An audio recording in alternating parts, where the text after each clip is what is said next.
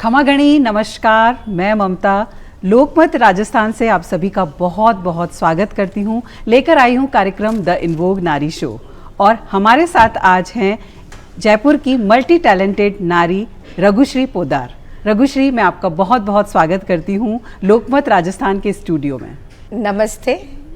और मैं बहुत ही आभार प्रकट करती हूँ आपका ममता जी और लोकमत भारत चैनल का, आज जो मुझे इतना अच्छा इनविटेशन दिया है और ये सदैव मेरी मेमोरी में रहेगा।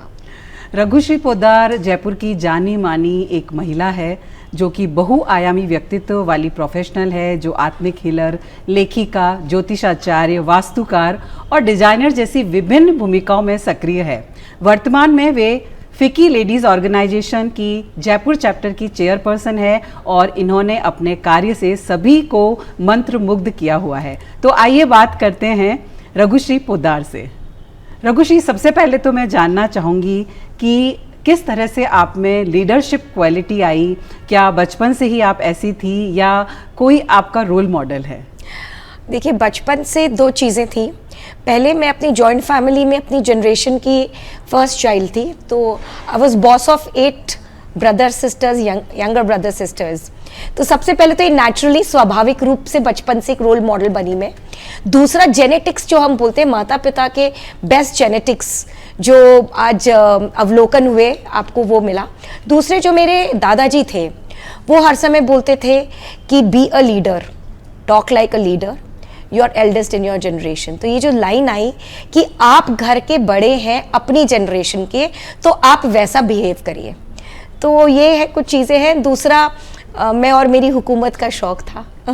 बिल्कुल, मुझे लगता है कि हम कहीं ना कहीं से ज़रूर ही इंस्पायर होते हैं। बचपन से ही बहुत सारी ऐसी चीज़ें हैं जो हमें अपने दादा, अपने पापा, अपनी मम्मी से शायद विरासत में मिलती है। हाँ जी। रघुश्री, मैं ये जानना चाहूँगी कि आपकी जर्नी है वो कैसी रही? आप एक एस्ट्रोलॉजर भी हैं, आप एक हीलर भी हैं, वास्तुकार भी हैं, एंटरप्रेन्योर भी हैं, एक मदर भी हैं, एक वाइफ भी हैं। इसके अलावा आप अपना बहुत बड़ा बिजनेस है वो भी संभालते हैं।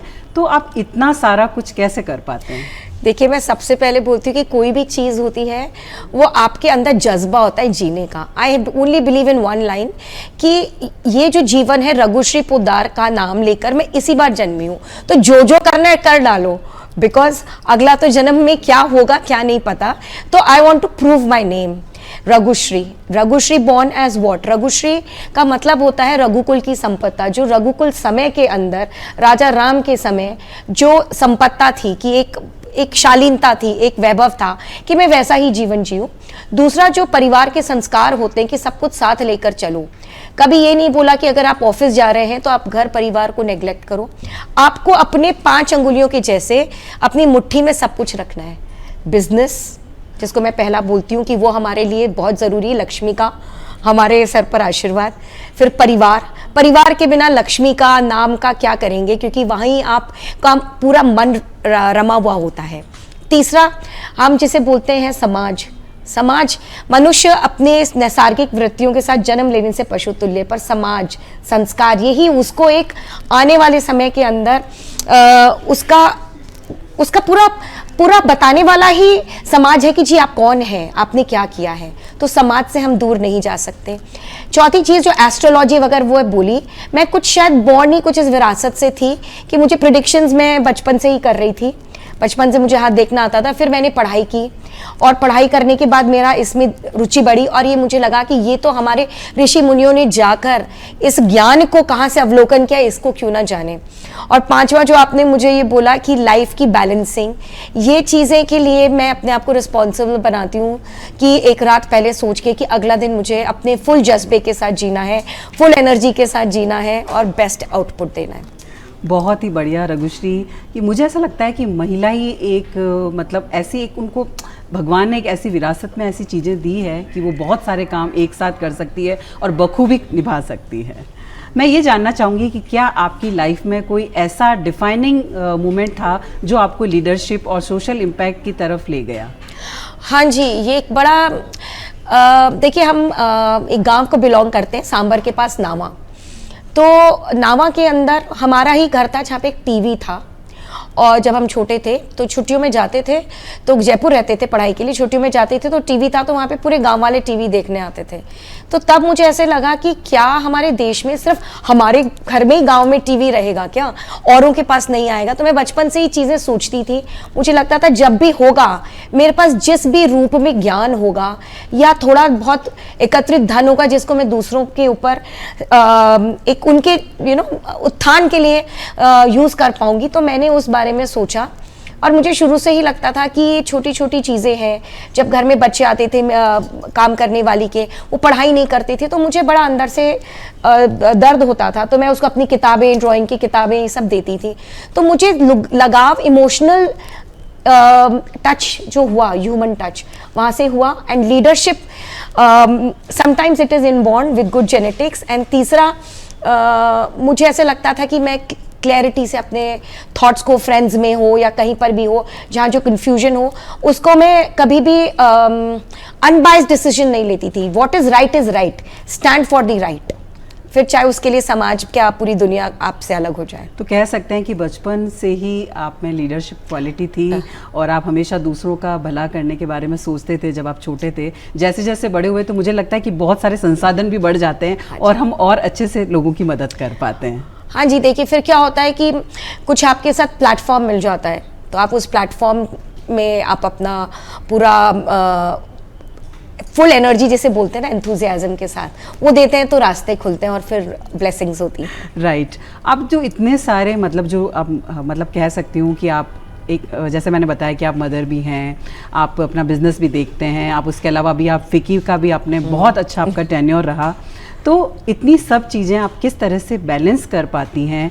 मतलब क्या रूटीन रहता है आपका? हाँ जी, देखिए मैं बड़ी ब्लेस्ड हूँ। मेरे को एक तो साउंड स्लीप भी नहीं आती, पिन गिरती है तो मेरी आँख चौकन्नी हो जाती है।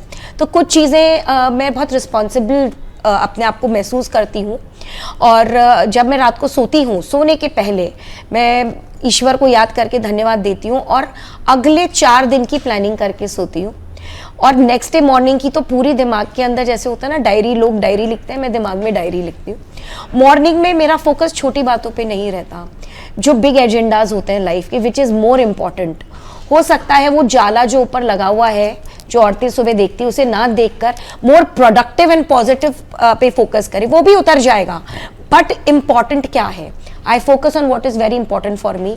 जैसे अगर सुबह बच्चे का रूटीन इंपॉर्टेंट है, तो लुक एट योर चिल्ड्रन। आपका बच्चा सबसे इंपॉर्टेंट है। एक माँ ने जन्म देने के बाद अपने बच्चे को सबसे पहले माँ को उसको देखना चाहिए, फिर अपने परिवार को, फिर उसके बाद जो उसने काम की प्रणाली को प्लान किया हुआ है कि yes I have to do things, to do task, to do. And वो ज़रूरी नहीं आपको लिखनी हो, आप अपने दिमाग में भी ध्यान कर सकते हैं। उस समय आप फुल अपनी पॉजिटिव एनर्जी से करें। प्रार्थना मैं ज़रूर करती हूँ, मैं घर से बाहर बिना प्रार्थना किए नहीं निकलती। अपने पूर्वजों की और ईश्वर जो हमारे मंदिर में ठाकुर जी विराजे हुए हैं उनकी, क्योंकि मुझे लगता है आशीर्वाद से 100 ऐसी नेगेटिव एनर्जीज पीछे हटती हैं जिनका आपको ज्ञान ही नहीं है। अज्ञात शक्तियाँ आपके साथ जुड़ जाती हैं, पॉजिटिव हो जाती हैं जब आप प्रार्थना करते हैं तो।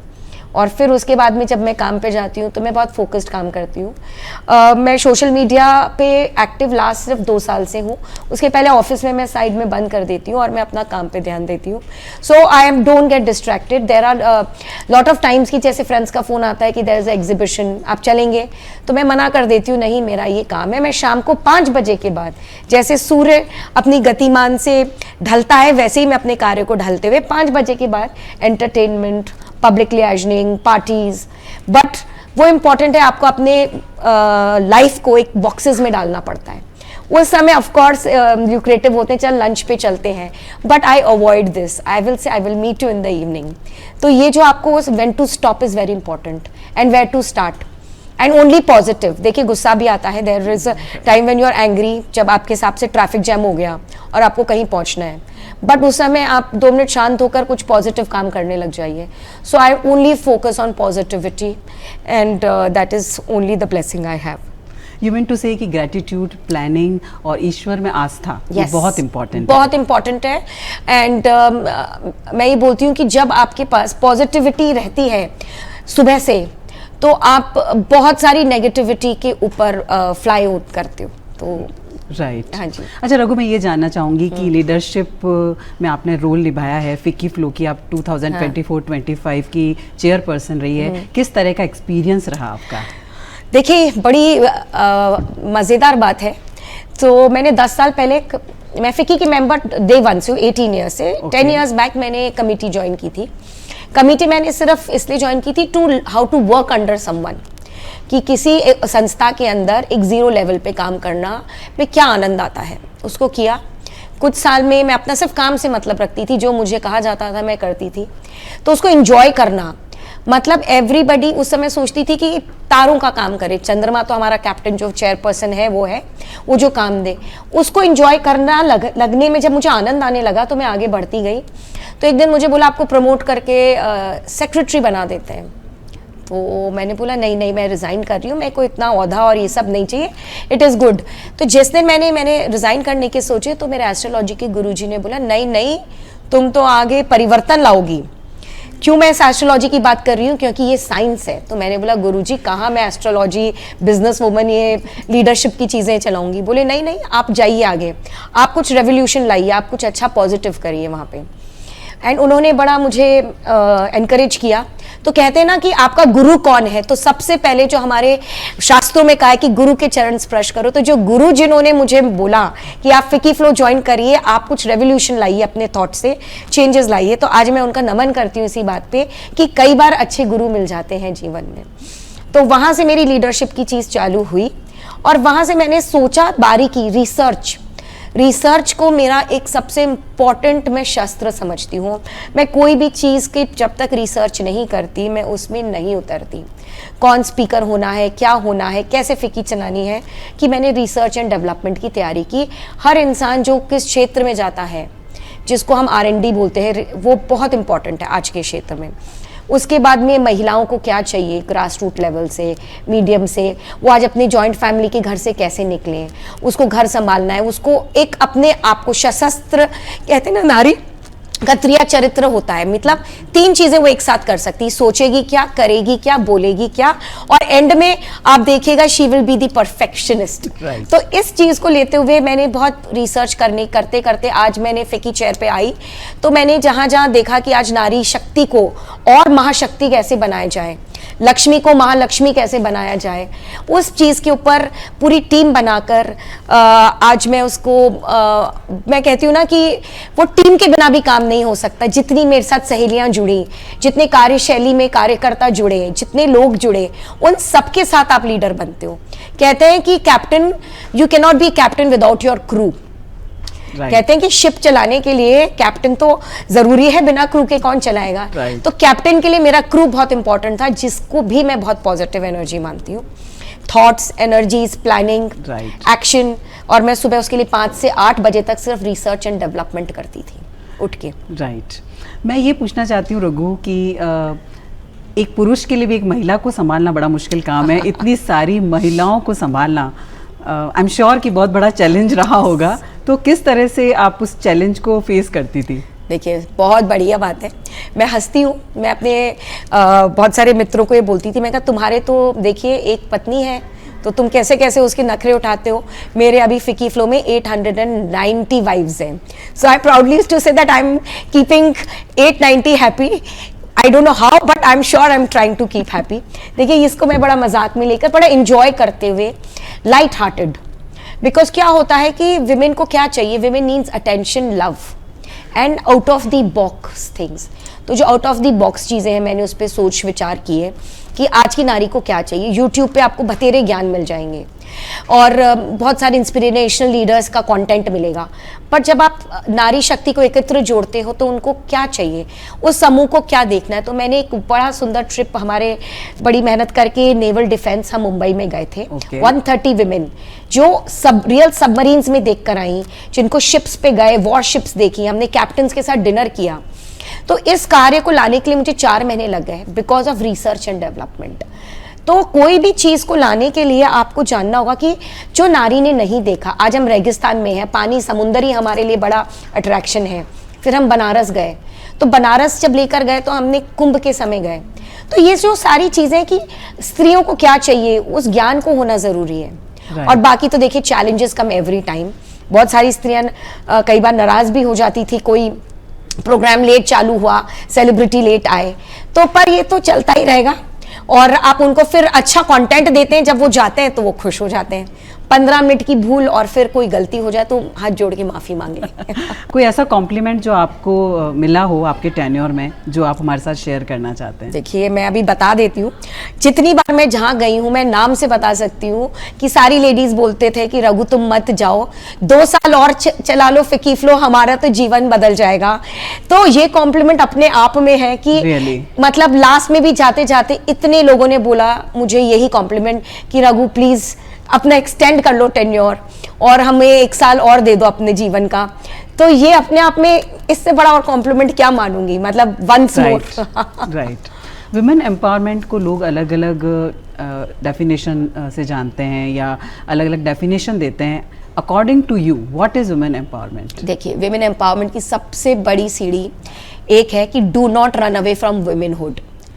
आप अपनी साड़ी में भी उतने ही सुंदर लगते हैं जितने कि आप एक जीन्स में लगेंगे।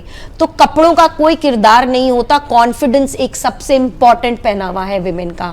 B confident in what you are wearing, what you are speaking and speak right and positive. मतलब स्त्री का उत्थान उसकी गरिमा में है, उसकी कार्यशैली में है, उसकी ग्रेस में है। तो हमें पुरुष से कोई कंपटीशन नहीं होना चाहिए। हमें अपने आप को उतने सुंदर श्रृंगार रूप में, लक्ष्मी रूप में, पार्वती रूप में रखना चाहिए और ज्ञान हमारा सरस्वती का होना चाहिए और ऊर्जा हमारी देवी भवानी जैसी होनी चाहिए। फिर आप देखिए कहीं से हम पीछे ना हटेंगे। बिल्कुल। और मुझे लगता है आधा काम तो जो ये आपकी प्यारी सी मुस्कान है वही कर देती है। देखिए वो ही तो, गरिमा से जिए और मुस्कान दीजिए, देखिए आधे काम हो जाते हैं। अच्छा, आपकी जो लीडरशिप, आपका जो टेन्योर था, कोई ऐसा चैलेंज जो आपको लगा कि ये कैसे होगा या आपने कैसे फेस किया उसको?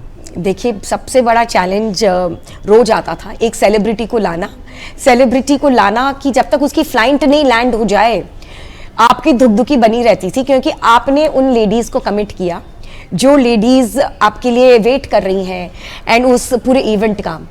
तो वो जब तक नहीं पहुंचते थे तब तक हमारे यहाँ पे जो मेरी हार्ट बीट है वो डबल बीट करती थी कि बस ईश्वर तुम साथ ले आना उसको, तुम साथ ले आना। तो ये जो चीज़ें होती है सबसे बड़ा चैलेंज होता है, क्योंकि आप एक बहुत बड़े औहदे के इंसान को लेकर आते हैं। Right. फिर उनका कंफर्ट उनके साथ भी और परफेक्टली वो वापस अपने यथास्थान पे पहुंच जाना, ये आपकी सबसे बड़ा चैलेंज होता है। इसके बीच में बहुत सारे चैलेंजेस आते हैं। There is financial challenges because FICCI FLO is runs on sponsorship. तो आप लोगों से स्पॉन्सरशिप के ऊपर काम करते हैं, आप उनकी बिल्ड ब्रांड्स करते हैं, तो you have to give back to society in whatever form you take.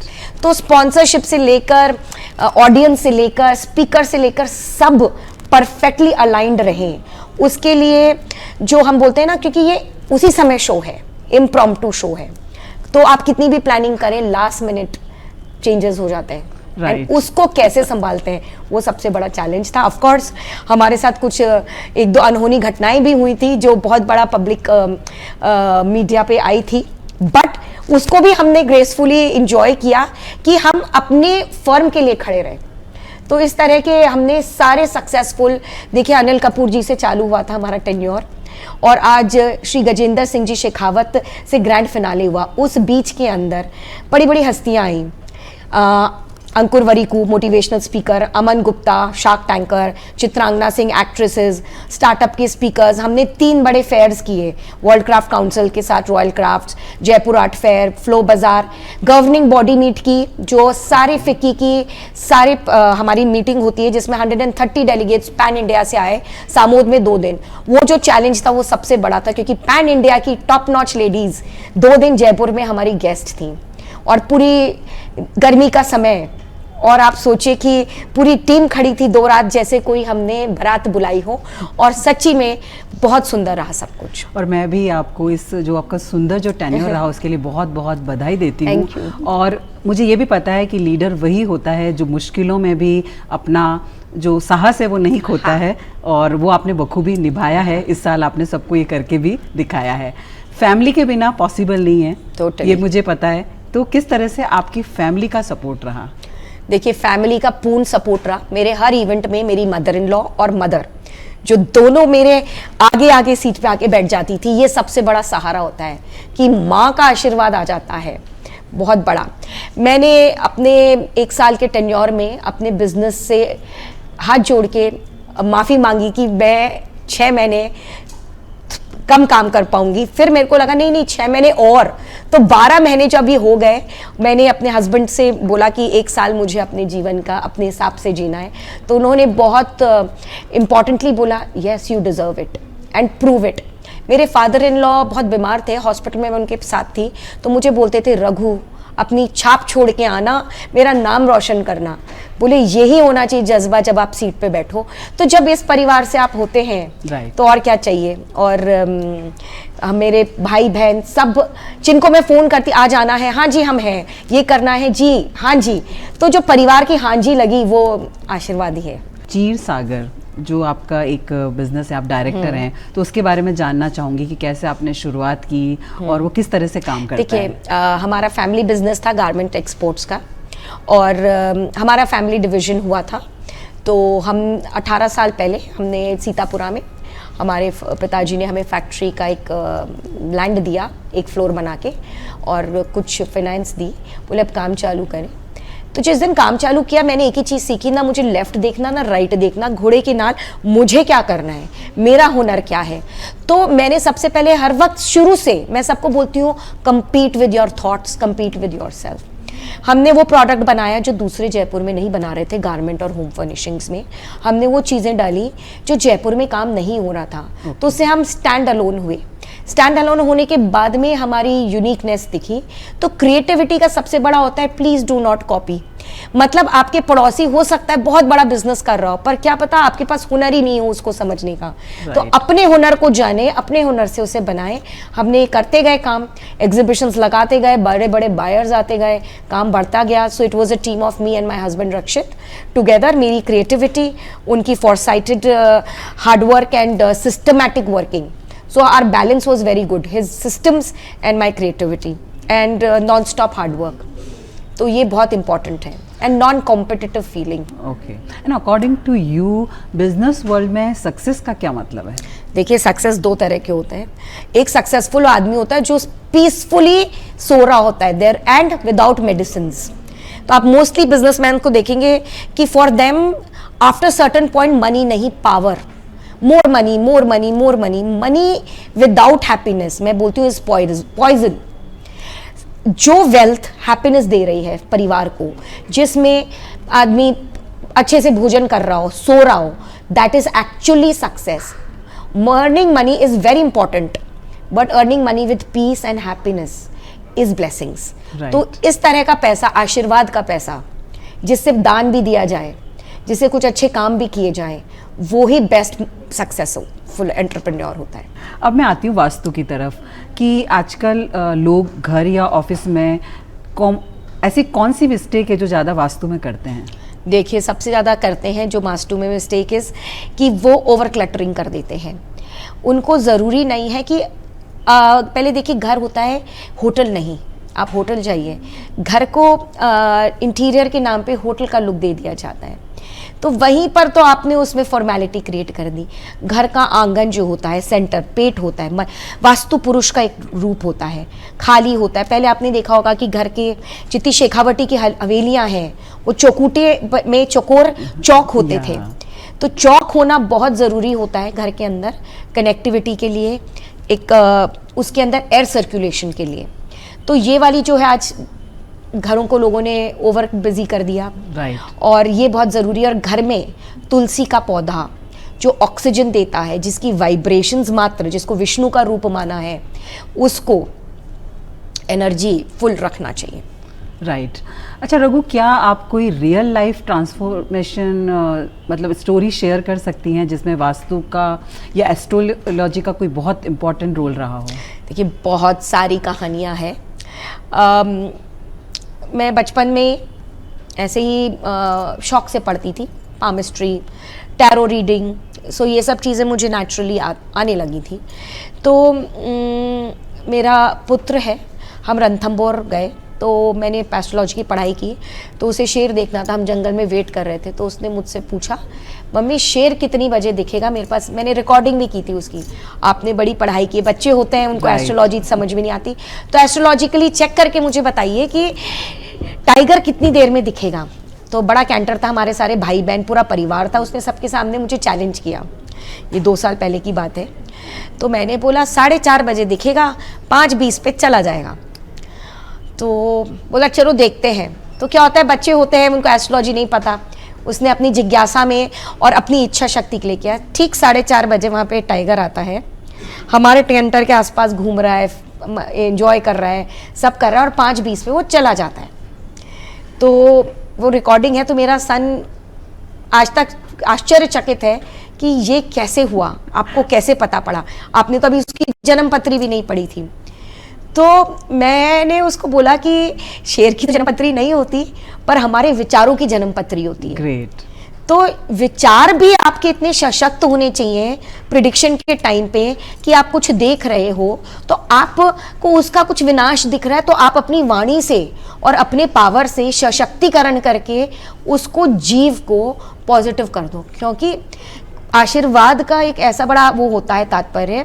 तो इसके अंदर ये सत्य बात है, मैंने उसकी उस समय ना कोई चौघड़िए बनाए ना कुछ बनाए, पर अंदर के ज्ञान जिसको हमने कहते हैं ना कि आशीर्वाद से गुरु का ज्ञान मिल जाता है, पढ़ाई तो 100 जने करते हैं, तो इस ज्ञान के अंदर जब आप रम जाते हैं, मतलब उसको अपना लेते हैं, तो जो भी ज्ञान ले उसको फॉर्मेलिटी से नहीं ले, उसको गुण ले, राइट। तो वो आपके मुंह से ही निकल जाएगा। बिल्कुल, तभी तो मुझे लगता है कि हमारे जो बड़े बूढ़े थे वो हमेशा कहते थे कि अच्छा बोलो, अच्छे विचार रखो, शाम के टाइम पे किसी को भी बुरा मत बोलो। तो मुझे लगता है कि वो सब चीज़ें वापस ये एस्ट्रोलॉजी और वास्तु में वो सब चीज़ें दिखती हाँ जी, है। क्योंकि आपकी वाणी ही सिद्धि बन जाती है। अच्छा रघुश्री, ये तो हमने बहुत आपकी बिजनेस की भी बात की, हमने आपकी फिकी की जो जर्नी थी उसकी भी बात की, आप किससे इंस्पायर्ड है हमने उसकी भी बात की।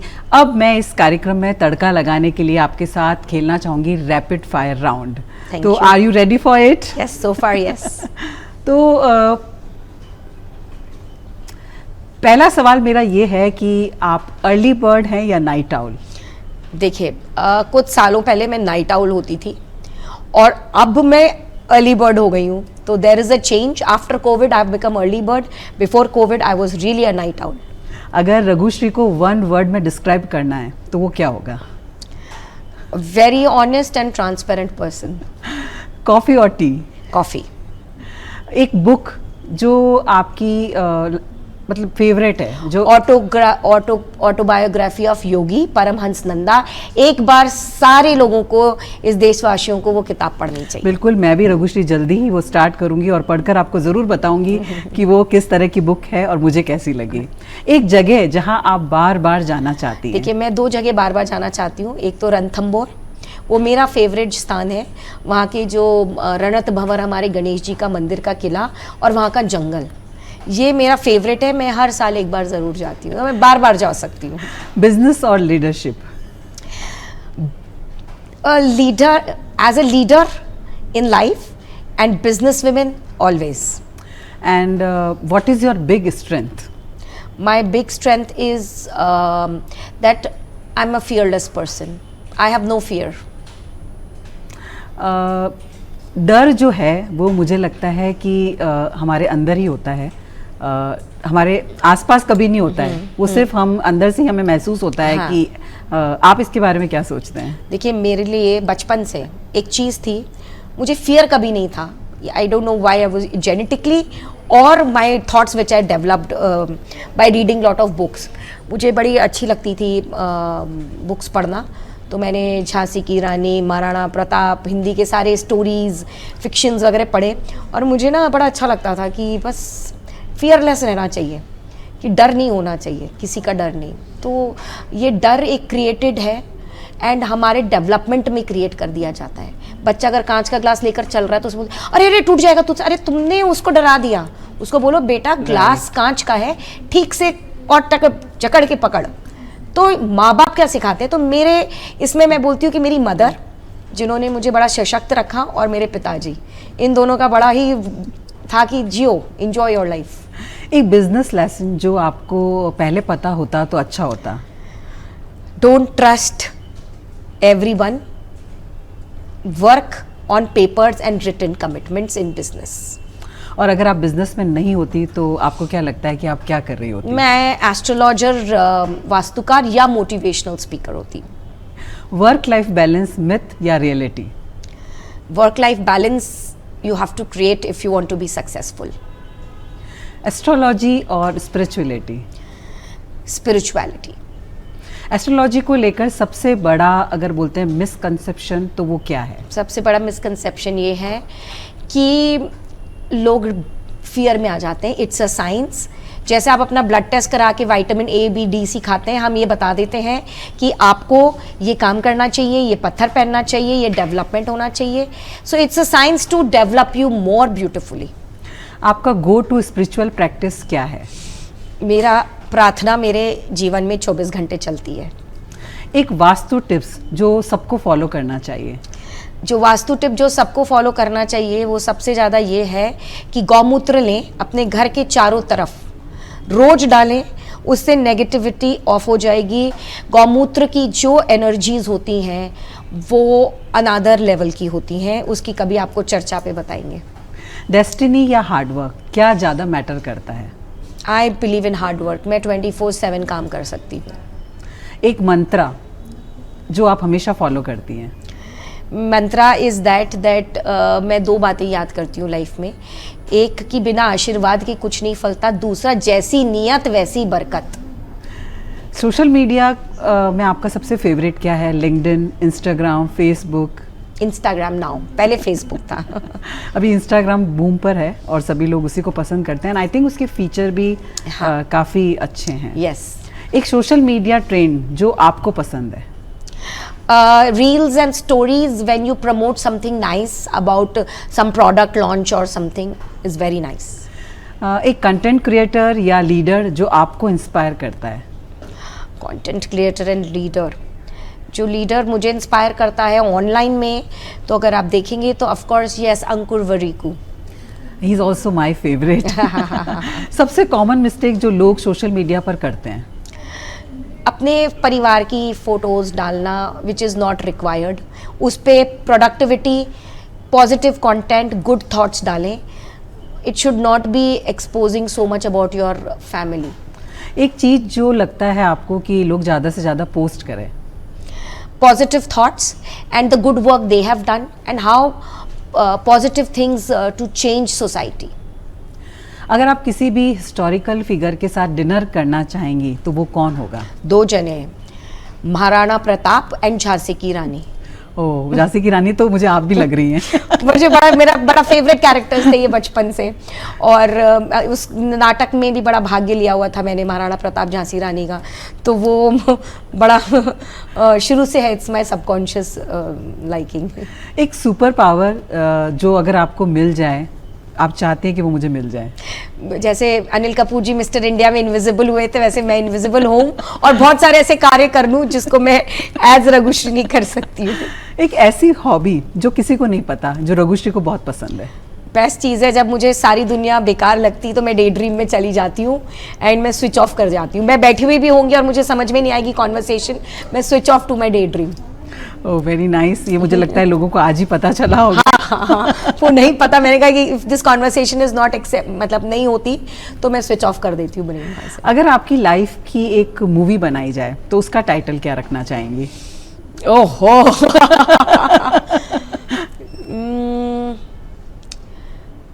मैं बताऊं? हाँ जी. I am the best. So sweet. Thank you. मतलब ग्रैटिट्यूड. अगर मुझे मौका मिलेगा आपके लिए मूवी बनाने का तो मैं बिल्कुल उसका नाम यही रखूंगी, I am the best, Raghushree is the best. वाह, ये तो आज आपने मुझे इतना अच्छा फील करा दिया. बट हाँ, आप उसको ये कर सकते हैं कि मेरी बुआ मुझे बोलती थी रघुराज. तो बोलती थी तुम राजाओं की तरह राज करोगी, तो रघुराज बोलती थी बचपन से. तो कहते हैं ना वो कुछ चीज़ें अच्छी लगती हैं.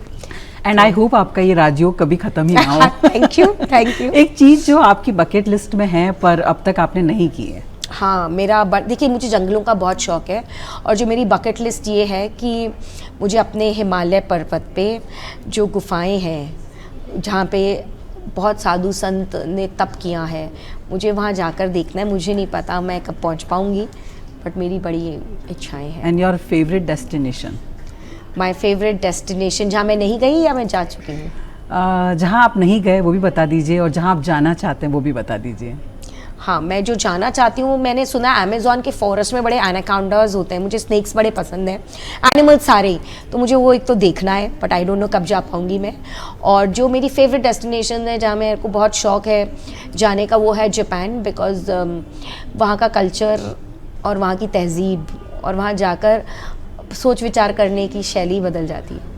आपने बहुत ही खूबसूरत सी साड़ी पहन रखी है, एंड आई एम श्योर आप साड़ी फैन भी हैं। हाँ जी। तो मैं जानना चाहूँगी कि आपका सबसे पसंदीदा वीव कौन सा है?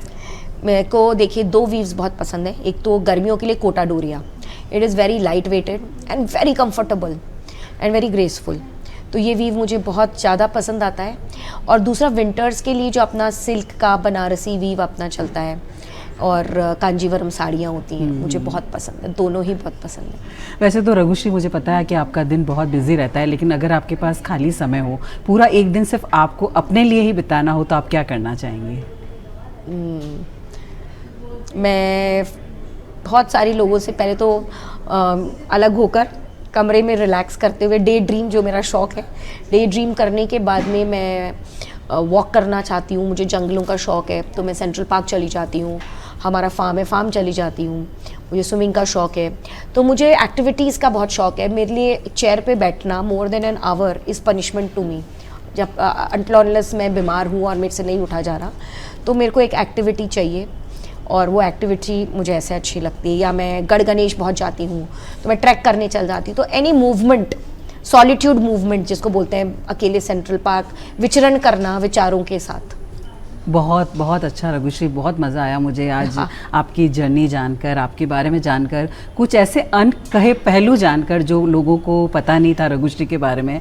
अच्छा रघुश्री, मैं ये चाहूँगी कि जाते जाते आप हमारी जितने भी दर्शक हैं उनको आप एक संदेश देकर जाएं, स्पेशली जो महिलाएं हैं। देखिए, महिलाओं को मैं एक ही चीज़ बताना चाहूँगी कि this is your life, you know आपको क्या करना है। आपको भगवान ने स्त्री बनाया है। आपने दुर्गा की मूर्ति देखी होगी, उनके हाथ इतने सारे हैं, वो सिंह पर विराजमान है। तो कितना पावर दिया है कि सिंह पर तो तुम विराजमान हो सकती हो, और तुम्हारे पास कार्यशैली इतनी है। बस पॉजिटिव हो और दूसरी स्त्री की निंदा ना करो। राइट। ये 2 चीज़ अगर हम स्त्रियां करने लग जाएंगे तो हमें पीछे मुड़ के देखना ही नहीं है। बहुत बहुत धन्यवाद रघुश्री कि आपने अपना वैल्यूएबल टाइम लोकमत राजस्थान को दिया। आप यहाँ पर आए और आपने हमसे इतनी अच्छी अच्छी बातें शेयर की। आपका बहुत बहुत धन्यवाद। Thank you. Thank you. तो लोकमत राजस्थान पर द इनवोग नारी शो में आज हम मिले रघुश्री पोद्दार से। एक और सेलिब्रिटी को लेकर आऊँगी अगले कार्यक्रम में। तब तक के लिए ममता का प्यार भरा नमस्कार।